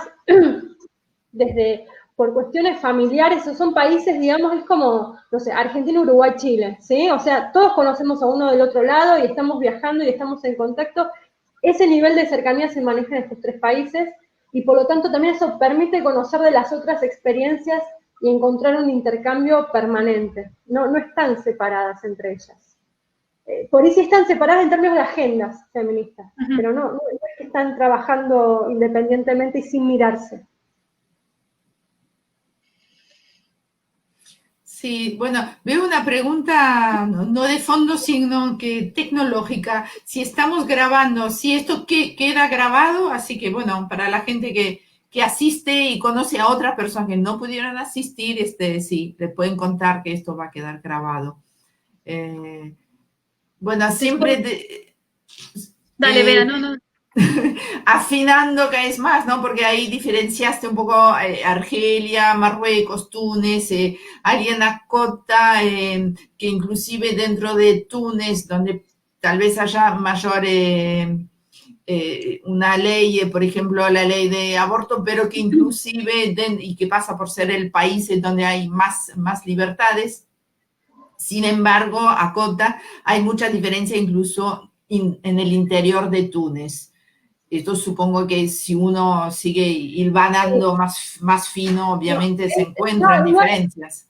Me parece súper pertinente. Perdón, hago un comentario más, porque esta misma chica que es Franca vuelve a su pregunta y la completa. Dice que Túnez es mencionado como Occidente como un ejemplo a seguir por la cuestión de la mujer como objeto político. Entonces ahí te pregunta, ¿qué pensás al respecto de eso también? La completo, la cierro.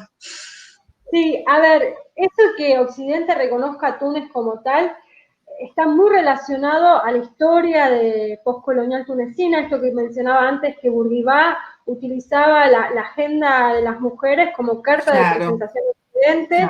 O sea, es algo que, digamos, que en términos institucionales y legislativos está presente. O sea, en términos formales, Túnez tiene un montón de cartas ahí para presentar. Ahora, una cosa son los términos, las condiciones formales y las condiciones reales, ¿no? Digo, para poder imaginar siquiera, pensemos en nuestra propia realidad. Digo, las mujeres argentinas, ¿tenemos todos los mismos derechos? No, pero nos rige la misma legislación, ¿sí? O sea, bueno, sucede lo mismo. Creo que también esto también nos lleva al tema al tema siguiente, que es la cuestión de que un problema por ahí del feminismo, se puede decir más liberal o más izquierdista, o sea, una tradición por ahí más desde Occidente. Esto hay algo, no lo mencioné hoy, digo, miles de cosas podemos ir hablando, pero digamos, el feminismo no llega a la región de la mano de Occidente. Esto es algo que no mencioné y por eso es importante al menos marcar ahora en un segundo. Feminismo o las ideas sobre la mujer y una mayor igualdad de la mujer nacen dentro del propio mundo árabe, ¿sí? A finales del siglo XIX, principios del siglo XX, en el marco de un movimiento reformador pan-árabe, podríamos decir, que fue conocido como la Nahda, ¿sí? Entonces, tenemos pensadores e intelectuales que ya a finales del XIX empiezan a plantear la necesidad de que la mujer se eduque, que la mujer cumple un rol, un montón de cosas como respuesta justamente a lo que se veía como un avance colonial e imperial por parte de Europa, como respuesta al avance del capitalismo sobre estas sociedades, ¿sí? Que estaban siendo neocolonizadas. Y este momento entonces de la Nahda era una respuesta a estos avances. Entonces, ¿cómo era modernizar y reformar el Islam para responder a este cambio de época? Bueno, en ese movimiento entonces se empieza a pensar en la mujer, en el Magreb particularmente, uno de los grandes intelectuales que escribió un libro que fue una referencia, en Túnez, se llamó Tahar Haddad, ¿sí? Que fue uno de los grandes pensadores que pensó el rol de la mujer en una sociedad moderna, pero dentro, ¿no?, del contexto magrebí o del contexto árabe. No es que el feminismo, pero sí es un movimiento reformista con un gran componente, digamos, burgués. Estas élites que están pensando estas reformas son élites económicas y culturales de la región y por lo tanto están ya muy vinculadas en términos económicos y políticos con las élites europeas. Entonces, por ahí el modelo a seguir es el europeo, porque es el modelo exitoso. Entonces, ¿cómo readaptamos este modelo a nuestra cultura, a nuestra realidad, a nuestras sociedades? Entonces, los feminismos que vienen más de esa tradición, o los feminismos que vienen más de la tradición de la izquierda, por ejemplo, el Partido Comunista tuvo una presencia en la región, ¿no? O sea, ahí también tuvo otras corrientes algo que aportar, tuvieron grandes dificultades en el periodo postcolonial, estas corrientes de pensamientos feministas, en lograr un anclaje social en los sectores rurales y populares. Y esto lo hago extensivo a toda la región. Entonces también lleva que ahí haya un gran desencuentro de las feministas, de no poder repensarse en una sociedad interseccionada, ¿no? Por la clase, por la cultura, por la religión, por la etnia, porque tampoco son todos árabes como dijimos, o sea, bla, bla, bla. No pudieron pensarlo así.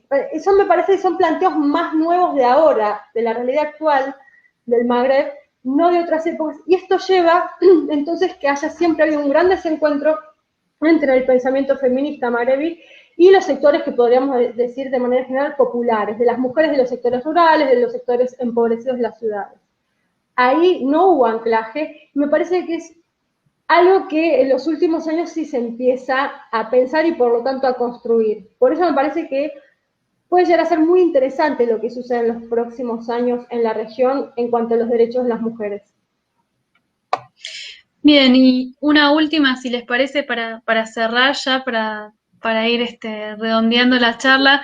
Acá preguntan, ¿qué desafíos te plantea como historiadora argentina estudiar a las mujeres en el Magreb y si estás en contacto con historiadoras allá, si hay puentes? Y a esto yo le sumo algo que nos comentabas vos antes de ir al vivo, que es que las mujeres en la zona del Magreb feministas están mirando también un poco lo que está sucediendo acá, ¿no? Entonces también pensar en ese tipo de puentes.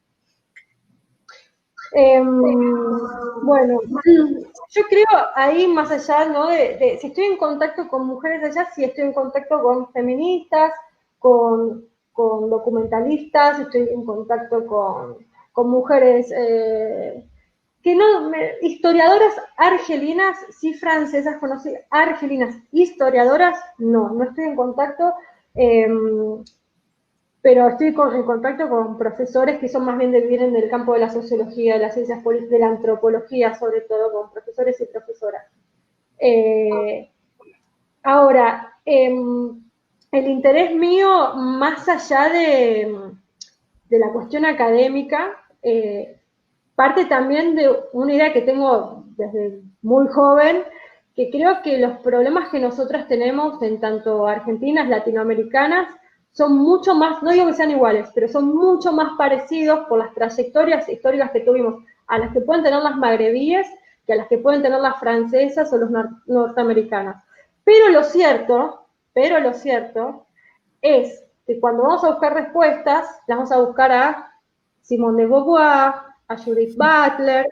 Esto no tiene, ambas esas autoras han hecho grandes aportes a la teoría feminista, ¿no? Pero digo, las respuestas las encontramos ahí.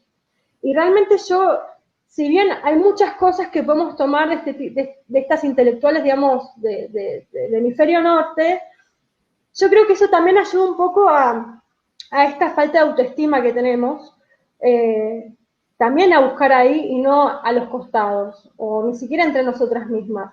Entonces, esto lo digo, no viene al tema, pero aprovecho para mencionarlo porque no sé si me enorgullezco, y también genera muchas dificultades, pero yo estoy muy orgullosa de hacer mi doctorado en la UBA, de viajar a Argelia, bueno, también viajo a Cuba, entonces manejarme con redes académicas que no están en el norte. Si bien a Francia tuve que ir porque hay archivos argelinos en Francia, seguramente vaya a Estados Unidos porque hay archivos cubanos, pero digo, y no es por un desprecio a esas academias, ¿se entiende? No, tampoco es que, digo, consumo muchísimo eso, porque me parece que hacen grandes aportes, porque también tienen los recursos para formar no solamente a europeos y norteamericanos, sino a toda la diáspora latinoamericana y africana y asiática que va a estudiar facultades, pero me puse yo como desafío, digamos, como juego, bueno, mi doctorado voy a tratar de que lo máximo sea brindado, digamos, por nuestras geografías, ¿se entiende? Digo, como desafío, no porque crea que es mejor, es una cuestión, porque me interesa apostar. Prefiero leer esas ediciones que encuentro en Argel de un historiador ignoto sobre la guerra de Argelia, que por ahí en París el último libro del principal historiador. Voy a leer los dos, porque necesito leer los dos para mi tesis, pero no quiero decir a este como no lo conoce nadie no sirve. Porque creo que a veces los argelinos pueden decir más sobre Cuba, que son los dos cosas que estudio, los cubanos sobre los argelinos, que por ahí un tercero que se formó en Harvard, que desde los archivos estudió el tercer mundo y las interconexiones. ¿Se entiende a lo que voy? Entonces, en ese sentido, en cuanto al feminismo, yo creo que es muy importante que en nuestro país, que es un movimiento que está ganando tanta fuerza últimamente, se haga cargo, que es ejemplo a un montón de geografías, de organización, de luchas, reivindicaciones, y que por lo tanto también empieza a dialogar con esas geografías donde está impactando. Y un ejemplo es el que vos me decías, Salomé, de las argelinas. Hace poco con Caro Braco entrevistamos a una de las militantes feministas que conocí en el viaje, y justamente el eje principal de lucha hoy es el tema de los femicidios, de que se visibilicen, de que no sean transmitidos por los medios como crímenes pasionales, que haya una legislación particular, Y Guiamé, que es esta feminista, cuando le preguntamos, bueno, ¿y por qué esto? Y dice, bueno, porque nosotros empezamos a ver el movimiento Ni Una Menos, y vimos que tenemos el mismo problema y que no estamos haciendo nada y no sabemos ni por dónde empezar. Y si seguimos lo que están haciendo muchos colectivos feministas de Argelia, es empezar a instalar este eje. De hecho, antes que empiece el vivo estamos hablando que que esta es militante, pero además es una referente del feminismo de Argelia, particularmente de Orán, fue arrestada ayer por convocar una marcha por un feminicidio atroz que sucedió hace una semana en Argelia, que por esta militancia previa y constante y a veces pequeñita que están haciendo estos colectivos, hay una sociedad que reaccionó. Como nos pasó a nosotras, ¿no? En 2015. No es que el feminicidio lo descubrimos todas en el año 2015 y apareció Ni Una Menos. Venía sucediendo, había colectivos que venían trabajando, que venían sensibilizando, y fue un día que todos dijimos, esto acá se acabó. Argelia está entrando ese proceso. Entonces me parece que estaría realmente interesante que colectivos feministas puedan contactarse con gente de geografías como la argelina o otras también, porque sucede esto en todos lados, y justamente el movimiento Ni Una Menos es muy referenciado como ejemplo para hacer este tipo de luchas, y viceversa, ¿no? Bueno, y en eso uno está también, no es que digo, lo deben hacer y una mira a ver cómo sucede, o sea, parte de mi interés también es ir acercando estos espacios para que se potencien, ¿no? Sí, me parece sumamente interesante esto que comentás sobre estas relaciones sur-sur. Lo mismo que empezamos diciendo al principio, ¿no?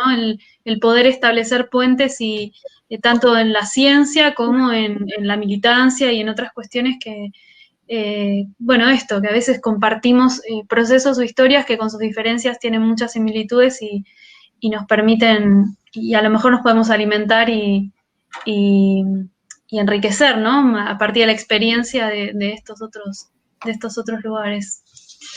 Bueno. Acá hay un comentario que vale como conclusión.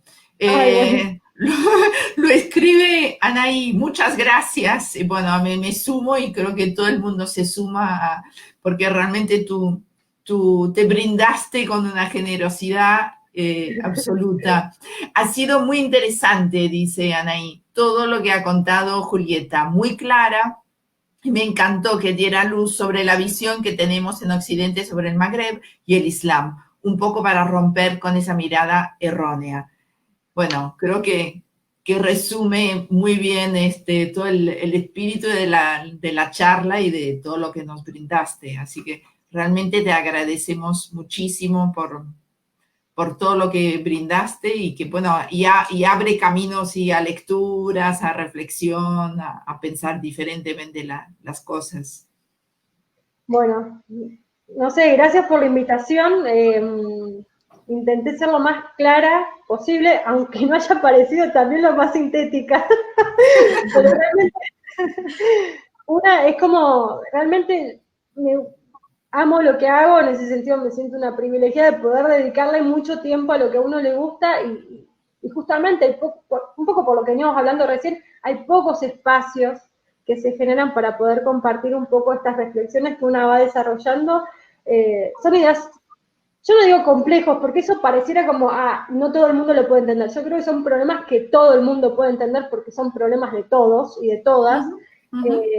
Pero sí, donde hay para deconstruir a veces tantos estereotipos que nos fueron horadando a lo largo de las décadas y de los siglos, a veces le pongo mucho énfasis también porque tengo un interés realmente de poder ayudar a deconstruir, justamente, deconstruir en pos de lograr estos acercamientos que para mí también nos vendrían. Así que muchas gracias a ustedes por el espacio que brindaron y seguimos en contacto, y también dejo abierto, si alguna de las que participó, que está ahí posteando, está interesada en alguna lectura, la pueden dejar, yo chusmeo y después voy contestando, no hay problema tampoco. Excelente. Inclusive creo que hay alguien, ya no lo tengo delante de los ojos, que compartió un link de un material, así que bueno, después los comentarios quedan, los puedes mirar. Y por los comentarios, quédate tranquila que fuiste muy clara, a pesar de que las preguntas eran súper amplias y había muchísimo para hablar en cada una, así todo fue un pantallazo súper claro y por lo visto por los comentarios están todos muy contentos. Así que muchísimas gracias y bueno, hasta la próxima. El año que viene, por lo pronto, con la proyección de los cortometrajes estos de Argelia. Muchas gracias. Y el CEF pronto de vuelta por acá con teatro, con el teatro de Alain Badiou, y nuestro invitado será Walter Romero. Ya anunciaremos por acá. Gracias a todos por haber participado y gracias, Julieta. Muchas gracias. Chau, gracias. Hasta luego.